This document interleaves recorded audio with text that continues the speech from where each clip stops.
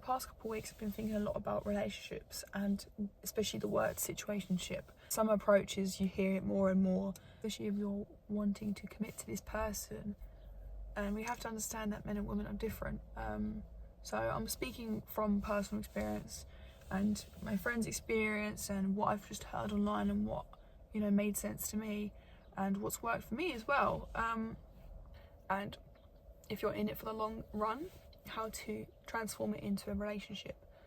So I'm going to go with the elephant in the room and say you have to give them something to miss, something to crave, something to keep them wanting to come back and keep wanting to talk to you and keep messaging you. With that, I'm going to say straight away, don't text them 24/7. At that point, you're asking it for it to fail, because you just don't want to seem like a person who's always there for them, in terms of, you know, they can always rely on you being able to reply to them back, because then you'll just be seen as an option. You need to be seen as the priority. Better off seeing them multiple times during the week, is with texting you get a false sense of connection, and only connection you'll ever get is face to face. Admittedly, with texting, I've always been the person who gets really clingy, and I used to always look at my phone waiting for them to text me, and they'd actually leave me more disappointed when they text back, because then I know that I'm just gonna have to wait again and again and again, and that is when the chase starts to happen. And let's not get confused with chase. There is a difference between showing you actually care for them and chase. I feel like on social media, the empowerment of relationships is great, whether that be for men and women. Showing them you actually care for them and, you know, you want to see them and want to spend time with them is not chasing. That is the bare minimum. And I really don't like the fact that people persist on the fact that you can't be the person to ask them out on a date. But showing you actually care is not chasing, because at the end of the day, we all want to be loved, whether that is romantically or in a friendship. People show they actually care about you, feel wanted. And I really don't think that's the chase. The chase is when they actually are physically trying to run away from you, you know, leaving you unopened, telling you that they were busy after 2 days of not replying. That is when you start to chase, when you start to be obsessive, starting to call them and text them continuously. And if they're actually interested in you, you'll never ever have to chase, because you know that you will feel wanted. You know how that feels compared to when you are chasing someone, and I can tell that from my heart. Let's be real, if they take more than a day or two to reply, they're not interested. Admittedly, we are all on our phones. You know, if they genuinely like you, they will send that quick message to say, "Really sorry, I'm busy, I'm at work," or something come up that I really can't just stay on my phone and text you. But again, you have to accept the fact that people can ghost you, and people have no shame in ghosting these days. And someone who actually cares about you wouldn't want to lose you. Genuinely cares about how you feel, cares about your situationship, and maybe transforming it into a relationship, will commit to you and tell you these things and be transparent with you. Because do you really want to spend time existing for someone, you know, checking your phone every 5 minutes, every minute, to see if they've texted you, to see if they've called you, to see if they sent you a TikTok at least, rather than a text? You don't want to be existing for someone else when you're not in a relationship with them. That just seems clingy, and you're giving really bad energy. You're not giving them the space to come to you and to show you that they care about you, if you're just going to be constantly clinging on to them. And it will come on to rushing situationships.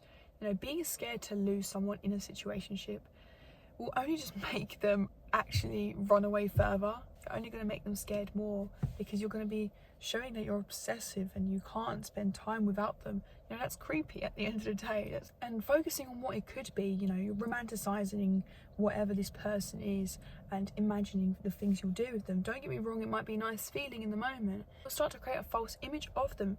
And like I said in my last video, I did the exact same thing last year. When you genuinely like a person, you want to do everything to keep them with you. And for me, I will go to lengths to do that. And again, don't focus on what it could be.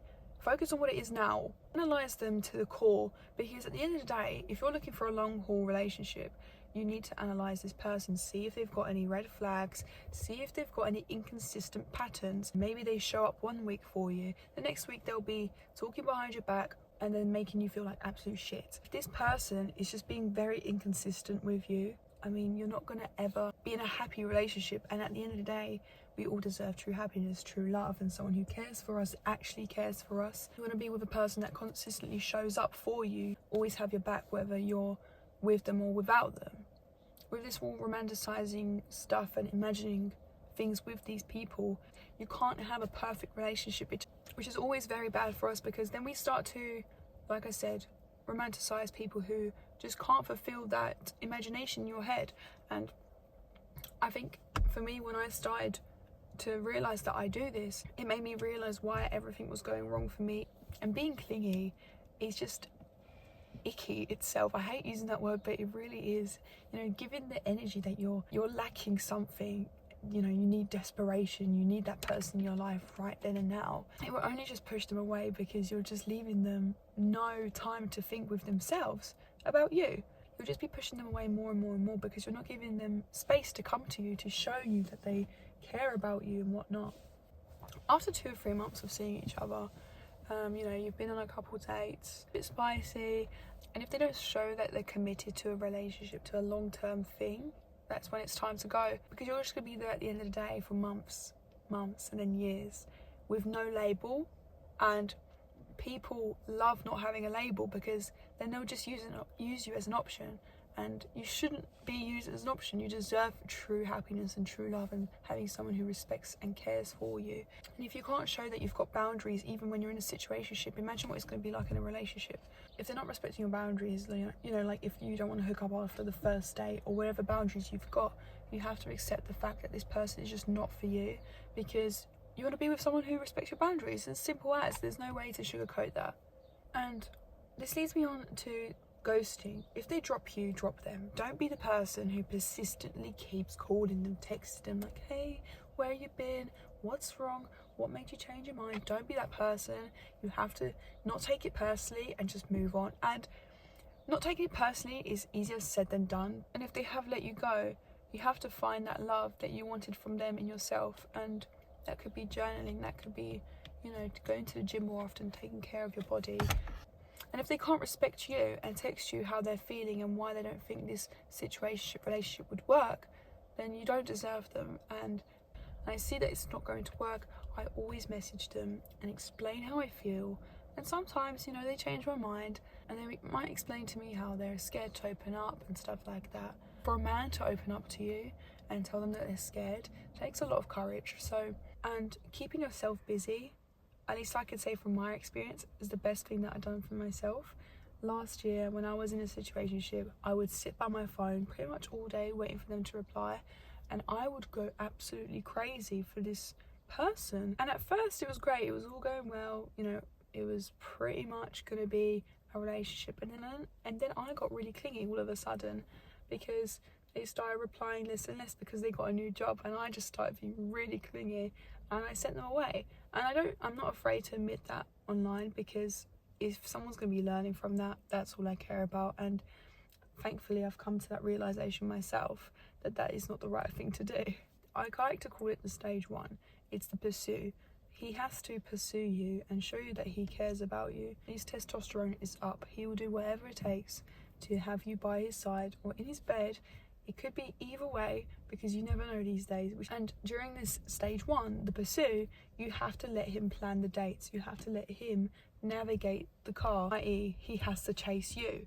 And I think it's a bit different for women and men. I'm contradicting what I said myself about chasing people, but a man is in his most masculine energy when he's pursuing someone, when he's planning dates, when he's driving you around, when he's giving you flowers. And when you're thankful for these flowers and for these dates and for these drives, you have to acknowledge him as well. Because if you're just accepting it and not even saying thank you, you have to give a little bit of emphasis when you're saying thank you. You have to keep reiterating how much you love these flowers, how much you love these dates, how much you love spending time with him if you're in it for the long haul. At the start of this stage 1, the man's got his testosterone through the roof, and he will do whatever it takes. And I know this is a big question, a big debate online, whether you should split 50-50 dates, all of that jazz. I believe in being quite equal with each other.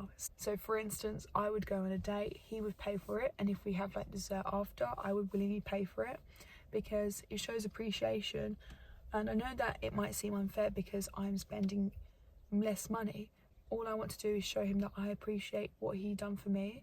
A man will show you his love for you and his care for you on how much he spends on dates, how much time he spends planning your dates, and all of that jazz. So You really have to, in this stage, just let him plan the dates. As much as sometimes these dates might be really bad, you have to be appreciative of what he does if you're in it for the long haul. So I mean, with that stage 1, it will show you whether he's interested afterwards. If it's been 2 or 3 months, you should let them go at that point, because just not in it for the girlfriend boyfriend label, they're just in it for as an option. Also, a big question is how to find a good person. I've always seen on social media how men ain't shit, how women ain't shit, and you have to just believe that there are people out there who are good people. Not everyone is bad, and everyone's a different fit for each other. So maybe your red flag is completely different to my red flag. If you want to find good, you have to believe it's out there, because that's the only way you will attract it. Do not let one person dictate your entire love life. I had an ex, and he cheated on me, and I used to take that into my situationships and be like, oh, if he does this, same way as my ex, he's definitely cheating, and then he's definitely seeing other girls. And we have to understand that people are all very different. You can't take past events, situations, because that will just dictate the way you feel the entire time. You know, this person might actually be really good for you, and you know, your perfect soulmate. And the fact that you're bringing a past relationship into a new situationship will only just intoxicate that one, because you're going to be acting the exact same way, and you're going to be expecting the same things. You deserve that love from people.